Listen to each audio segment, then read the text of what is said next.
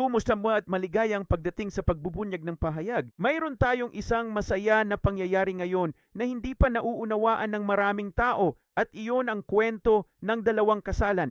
Alam mo, halos lahat ng tao pagdating sa propesya ng Biblia na mayroong kasalang hentil bago ang tribo, isang nobya ni Kristo bago ang tribo. Pero ang hindi nila alam ay mayroong isang babaeng Hudyo na nobya ni Kristo pagkatapos ng tribo. May dalawang mga kasalan sa katapusan ng mga araw, dalawang propetikong kasalan sa katapusan ng mga araw, at lahat ng ito ay nasa buong kasulatan, sa mga hiwaga. Hayan ninyong ipaalala ko ito sa 2 Korinto Kabanata 12. At tandaan, kung hindi ko sasabihin kung anong kabanata ako kabilang, tumingin ka lang sa kanan, pero naintindihan mo na ito. Kanina ka pa nagbabantay. Kung bago ka pa lang, panoorin muna ang mga unang turo. Maikli at madali lang ang mga ito. Kapag naunawaan mo ang katapusan ng mga araw sa Lucas, Marcos at Mateo, makikita mong hindi lang ito tungkol sa ebanghelyo ni Mateo, na kumuha ka ng kaunting impormasyon mula kay Marcos para punan ang mga patlang sa Mateo. Kulang ang kuha mo kay Lucas pampuno sa Mateo, hindi nasa huling bahagi na ng mga araw. Ang pagbubunyag ng wakas ay ang huli ang mauuna, ang una ang mahuhuli. Dumating sina Lucas, Marcos at Mateo bago, habang at pagkatapos ng tribulasyon. Kapag naunawaan mo ito at ang mga sinoptikong ebanghelyo, maiintindihan mo na ang lahat. Ang katapusan ng mga araw ay hindi isang panahon ng 7 taon, kundi isang panahon ng 14 na taon at isang maikling panahon na tinatawag sa itaas na isang 50 araw na yugto ng panahon. Ang 50 araw na panahong iyon ay nagsisimula sa isang pre-trib, ang isa ay inagaw pataas sa 2 langit. Ang pangalawa ay ang naabutan sa kalagitnaan ng trib. Napakaraming tao, pareho sa mga pitso ang una at ang pangalawa. Ang una ay may kaugnayan kay Lucas, ang pangalawa ay konektado kay Mark at sa mid-trib. Pareho itong bahagi ng kaharian ng Diyos. At sa kanariyan ng pangatlong beses, ang ikatlong pagkakataon na binanggit ni Pablo rito ay ang pagpunta niya sa kanila. Ito ay isang propetikong larawan ng Panginoon na bumababa sa bundok ng mga olibo sa kanyang ikatlong pagdating. Kaya isang pagkuha at isang pagbabalik. At sa pagbabalik ng Panginoon, ito ay kasama ng kaharian ng langit. At tatalakayin din natin iyan habang tinatalakay natin ito. Kaya tandaan, sina Lucas, Marcos at Mateo, bago, habang at matapos ang tribulasyon. Hayag ito sa pagkakaiba ng kausap ng mga ebanghelyo sa loob ng 14 na taon. Sige, may iba pa akong ipapakita sa iyo. Nabalitaan na nating lahat ito tungkol kay Ruth. Alam natin na si Ruth ay larawan ng nobya ng mga hentil. Pero may iba ka pa bang alam? Alam mo ba na kung babasahin mo ang lahat ng 66 na aklat ng Biblia, alam mo bang 2 sa mga ito ay babae? Siyempre, ang aklat ni Ruth. Pero alam mo ba na may isa pa na nagngangalang Esther? Alam natin na si Ruth ay isang hentil at siya ay isang larawan. Nauunawaan ito ng lahat na siya ay isang larawan ng nobya na hentil para sa sinumang nag-aaral ng propesya. Pero ang hindi mo maririnig na pinag-uusapan ng mga tao ay ang larawan ni Esther. Si Esther ay isang larawan ng nobya ng mga Hudyo pagkatapos ng tribo. Balik sa Ama, balik sa Panginoon. Okay? 2 sila. Nagtataka ka ba kung bakit 2 lang? Bakit pareho silang bride, di ba? Isang reyna, nobya at iba pa. Yun ang nangyayari. Bueno, kapag nasimulan mo ng maunawaan ito at suriin ang mga pagkakaiba sa mga ebanghelyo, may mapapansin kang kahanga-hanga. Alam mo ba ang salitang kasal? Kaya ito ay blueletterbible.org at tinype ko ang salitang kasal at naghanap para makita kung saan matatagpuan ang salitang kasal sa banal na kasulatan. Sa aklat ni Mateo, matatagpuan ito sa isang kabanata. Natagpuan ang kabanata 22 ng 5 beses. Sa aklat ni Lucas, sa ebanghelyo ni Lucas, ito ay matatagpuan sa 2 talata, sa 2 magkaibang kabanata. Pareho itong kumakatawan sa eksaktong parehong konteksto ng pag-uusap bago ang trib. At lahat ng ito ay konteksto ng mga Hudyo pagkatapos ng trib. Yang kay Lucas ay para kay Ruth. Ang kay Mateo ay para sa tipo ni Esther. Napansin mo ba na wala sa ebanghelyo ni Lucas? Iyon ay dahil walang kasalan sa kalagitnaan ng tribo. Panoorin ito. Sa Lucas, Kabanata 12, ganon din sa Lucas, Kabanata 12 at Kabanata 14. Sa Lucas, Kabanata 12, ibang-iba ang usapan kaysa sa simpleng kasalan. Ngunit ang mapapansin mo ay ang konteksto ay para sa grupong ito, para sa kaharian ng Diyos. Magbigkis kayo at panatilihing nakasindi ang inyong mga ilawan, gaya ng mga taong naghihintay sa kanilang Panginoon pagbalik mula sa kasalan, upang pagdating at pagkatok niya ay agad siyang mabuksan. Mapalad ang mga lingkod na madaratnang nagbabantay sa pagdating ng Panginoon. Katotohanang sinasabi ko sa inyo na magbibigkis siya at pauupuin siya upang kumain, at lumapit kayo at paglingkuran sila. Kita mo, hindi ang mga taong pupunta sa kasal ang tinutukoy niya rito. Ang tinutukoy niya ay isang grupo na unang nagbabantay. At alam mo yon dahil nun niya sinabi, ang ikalawang pagbabantay at ang ikatlong pagbabantay. Kaya nakikipag-usap siya sa isang grupo na hindi pupunta sa kasalang ito, kundi para maging handa pagbalik niya galing sa kasalang ito. At ang grupong ito ay tinatawag na unang pagbabantay. Panoorin kung paano ito mangyayari. Kapag pumunta ka na ngayon sa Lucas Kabanata 14, kung saan makikita mo ang kwento ng kasalan. Kita mo sa Lucas 14, simula sa talata 7, ito ang talinghaga ng piging ng kasalan. At sinasabi rito, kapag ikaw ay inimbitahan sa isang kasalan, huwag kang umupo sa pinakamataas na silid dahil baka may mas marangal na tao na umupo sa lugar na iyon at ikaw ay ibabasura at mawalan ka ng mukha at iba pa. Ngunit maupo ka sa pinakamababang silid at kung nakatadhana kang itaas ang iyong pwesto, may lalapit at magsasabi, "Kaibigan, umakyat ka sa mas mataas na pwesto," at ikaw ay bibigyan ng pagsamba sa harap ng mga nangakaupo sa hapagkainan. Okay, ito ang kasalan ninyo para sa mga nobyang hentil bago ang tribo na magaganap. Ito ang dahilan kung bakit makikita mo lamang ito sa Lucas at makikita mo rin ito sa Mateo. Pero hindi sila inilalarawan o pinag-uusapan sa iisang konteksto dahil hindi sila magkaparehong kasal. Sige, may ipapakita ako sa iyo na tungkol sa kasal. Pero tandaan ang ibinahagi ko sa talata 12 sa Kabanata 12 na may isang grupo na hindi pupunta sa kasalan at kailangan nilang maging handa pagbalik niya mula sa kasalan.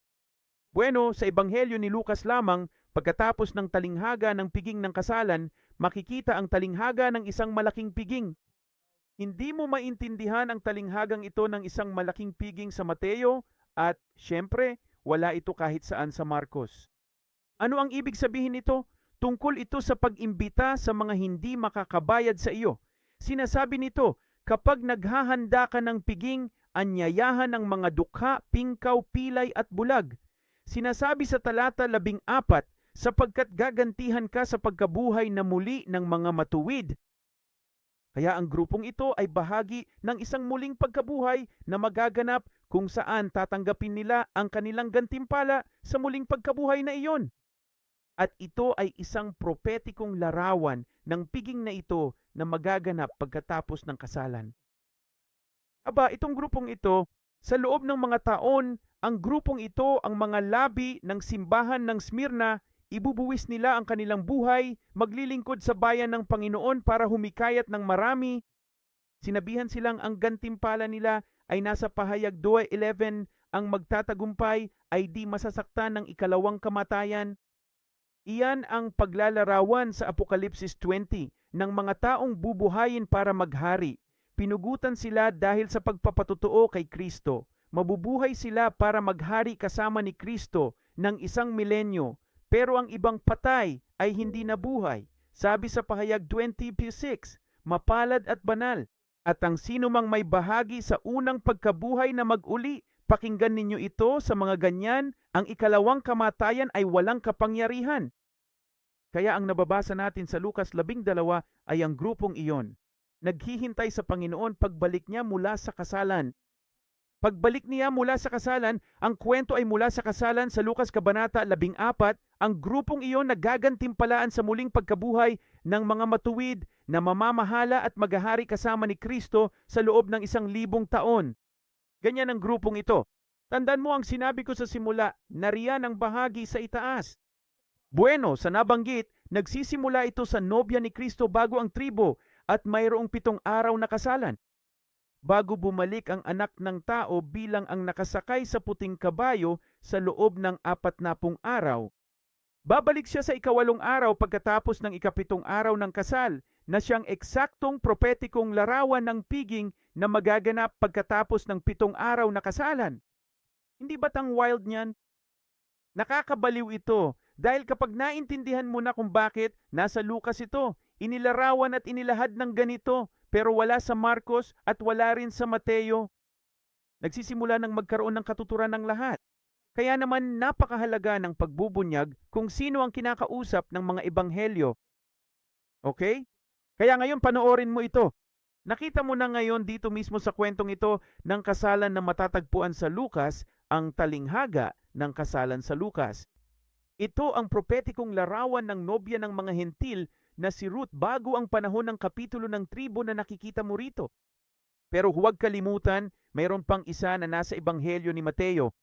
At ang nasa ebanghelyo ni Mateo ay matatagpuan sa kabanata 22. Pero tingnan mo kung nasaan ito. Ito ay tinatawag na kaharian ng langit. Napansin mo ba ang kaharian ng langit? Kung hindi mo pa napapansin, hindi na natin ito tatalakayin ngayon, pero may ipapakita ako sa iyo. Ang kaharian ng langit ay maraming beses na matatagpuan sa bagong tipan, ngunit ang bawat pagkakataong ito ay matatagpuan lamang sa ebanghelyo ni Mateo. Yan ang ipinaliwanag ko sa iyo noong umpisa. Kapag naunawaan mo ang mga pagkakaibang ito ay lubhang makapangyarihan. Bueno, tingnan mo ang kwento ngayon sa Mateo Kabanata 22, ang kaharian ng langit. Kaya sa Mateo 22, ito ang talinghaga ng piging ng kasalan. Okay, pareho lang ang titulo nito kay Marcos at kay Lucas, pero hindi pareho. Ito parang kaharian ng langit at sinasabi nito na ito ay tulad ng isang hari na naghanda ng kasal para sa kaniyang anak na lalaki.